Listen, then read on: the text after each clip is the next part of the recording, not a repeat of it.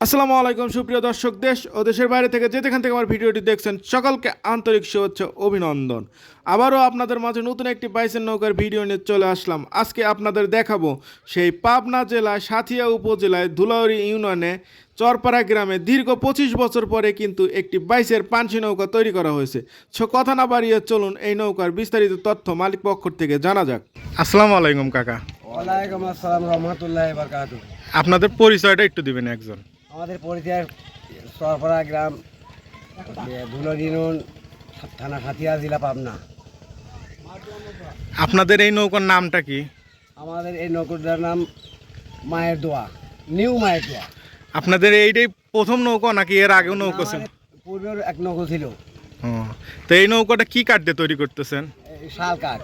এই নৌকার কাঠগুলো আপনারা কোথা থেকে সংগ্রহ করছেন? এই বেড়া থেকে সংগ্রহ করছি। এই কত টাকা সেফটি কিনছেন এটা কি বলতে পারবেন? এই কাঠ সংগ্রহ হচ্ছে 1900। আপনার এই কোন মিস্ত্রি দিয়ে এই নৌকাটা তৈরি করতেছেন? এই নৌকাটা তো রঞ্জিত মিস্ত্রি। এই নৌকা তৈরি করতে মিস্ত্রি মজুরি নিচ্ছে কত টাকা? 2 লাখ টাকা। আপনাদের এই নৌকা টোটাল এয়ার তৈরি করতে কত টাকা খরচ হয়েছে? 10 থেকে 11। আপনারা এই নৌকাটা নিয়ে সর্বোচ্চ কত দূর পর্যন্ত বাইচ দিতে গেছেন? এটা কেবল তৈরি হচ্ছে না, এর আগে যে আপনাদের নৌকাটা ছিল? আমরা মানে ঢাকা বন্ধ গেছি। তো আপনারা জানেন যে উল্লাপাড়া, পাবনা, সিরাজগঞ্জে তো অনেক নতুন নৌকা তৈরি হয়েছে। তো সেই নৌকা অনুযায়ী আপনাদের নৌকাকে আপনাদের কাছে পছন্দ হয়েছে? আমাদের এই নৌকা খুব পছন্দ হয়েছে। আমাদের গ্রামের নাম খুব উন্নত পছন্দ। আপনার এই নৌকাটা চালাতে কতজন মাঝি মাল্লার দরকার হবে? 70 জন। তো এই পর্যাপ্ত মাঝি মাল্লা কি আপনাদের গ্রামে আছে?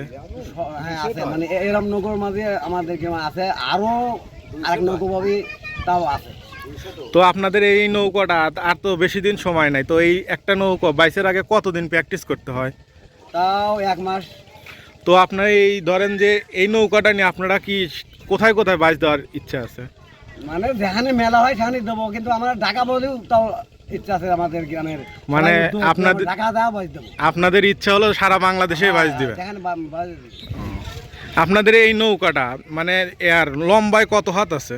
লম্বাই আছে আপনার 70 হাত, মানে খোলের ভিতর। পুরো টোটাল নৌকা হলো গজ হিসাবে ধরতে গেলে কত গজ? মানে 60 হাত, মানে খোলের ভিতর। আপনার এই নৌকার এইগুলোই মিলিয়ে আরো 14 হাত আছে। এই নৌকাটার যে আপনার আনুষঙ্গিক এ পর্যন্ত কত টাকা খরচ হয়েছে আপনাদের? 10 থেকে 11 লাখ। 10 থেকে 11 লাখ টাকা।